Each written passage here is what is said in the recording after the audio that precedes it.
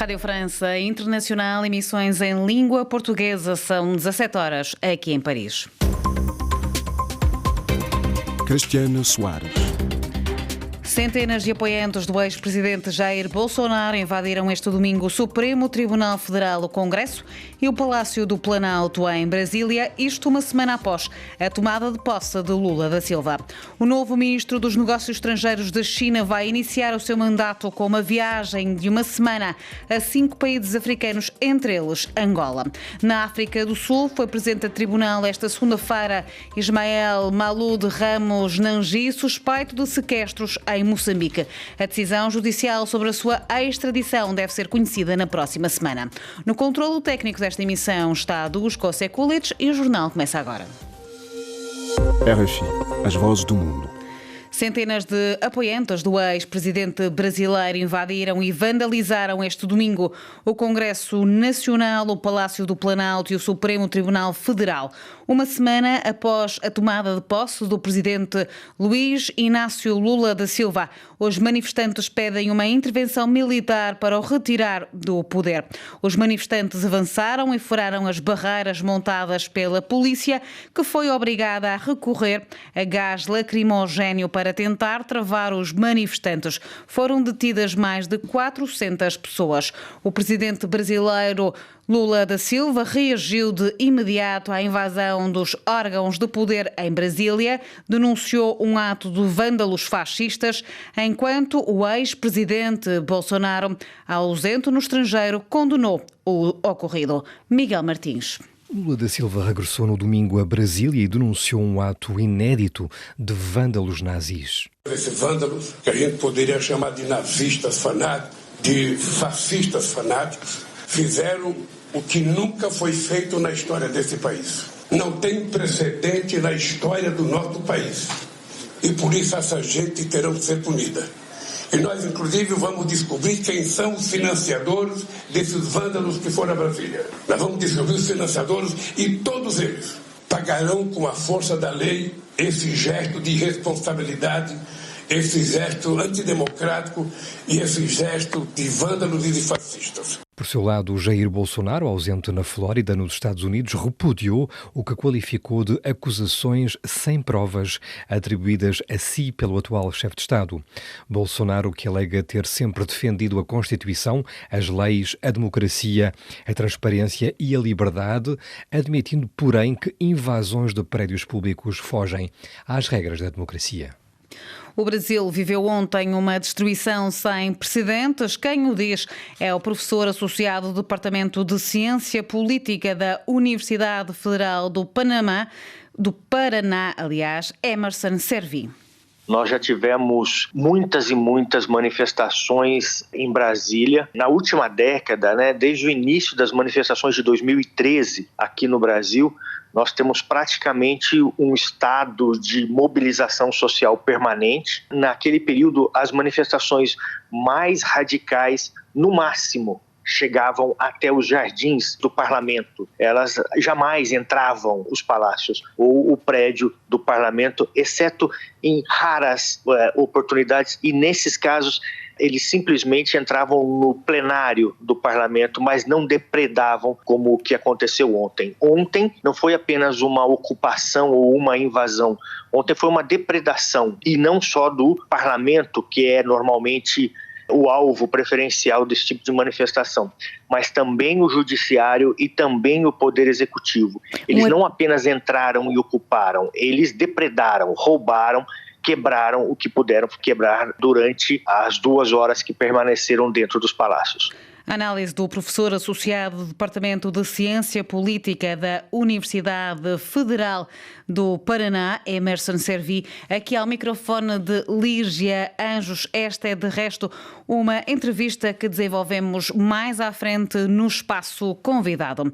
Abertura do recurso do processo sobre o Mediator, o medicamento contra a diabetes dos laboratórios Servier, acusado de ter provocado a morte a centenas de pacientes. A reabertura do processo prevê prevê a duração de 6 meses e acontece precisamente no Tribunal de Recursos de Paris, na mesma sala que acolheu o processo dos atentados de 13 de novembro de 2015. O mediador, colocado no mercado em 1976 como antidiabético, mas recorrentemente prescrito para perda de peso até 2009, provocou grandes efeitos secundários em milhares de pacientes com patologias cardíacas e pulmonares e até, inclusive, terá provocado a morte de alguns pacientes. O novo ministro dos Negócios Estrangeiros da China, Qin Gang, vai iniciar o seu mandato com uma viagem de uma semana a 5 países africanos, entre eles Angola. Qin, que até recentemente era embaixador nos Estados Unidos, vai visitar a Etiópia, o Gabão, Angola, Benim e Egito de hoje até ao dia 16 de janeiro. O novo ministro cumpre assim a tradição de mais de 3 décadas de iniciar o ano com um périplo em África. A China tornou-se um importante parceiro comercial do continente africano e um dos maiores investidores em projetos de estruturas e infraestruturas e mineração. Qin Gang, de 56 anos, foi nomeado ministro dos Negócios Estrangeiros a 30 de dezembro.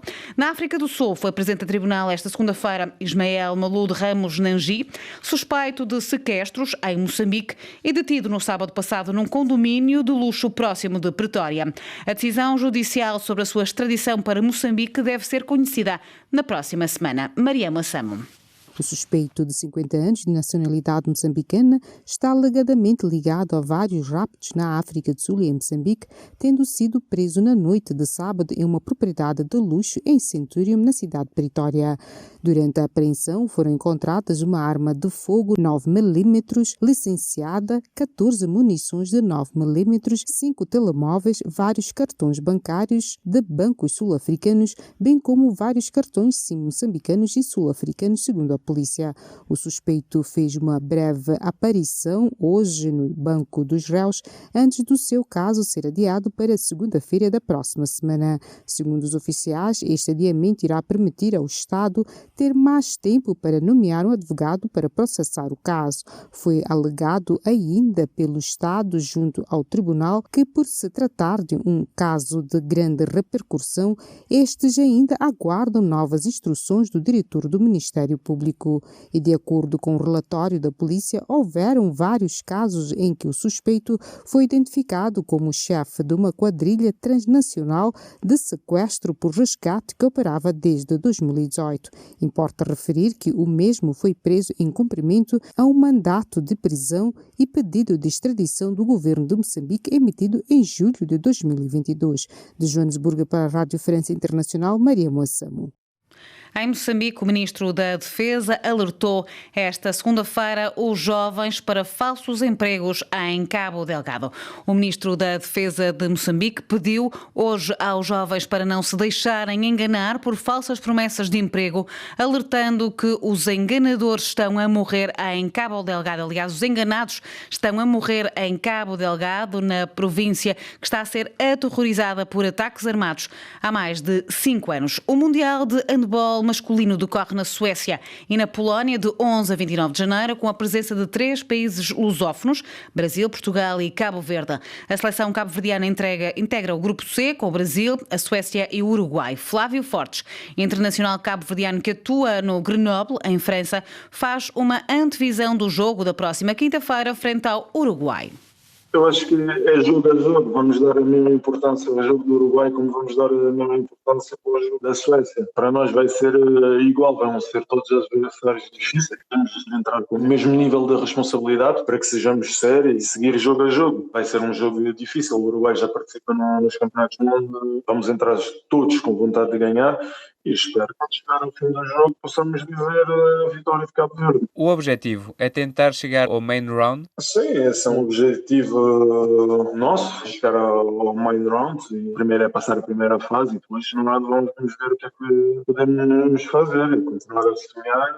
No grupo tem o Brasil. É algo especial ou é um jogo normal? Eu acho que é um jogo normal. Não vai mudar nada naquilo que é a forma de encarar o jogo. As palavras de Flávio Fortes, handbolista cabo-verdiano, entrevistado por Marco Martins. Esta é uma entrevista que pode ouvir de forma alargada no Magazine Desporto, logo a seguir ao noticiário. E a fechar este jornal para dizer que Roberto Martínez é o novo selecionador da equipa portuguesa de futebol. E aqui o ponto final deste jornal.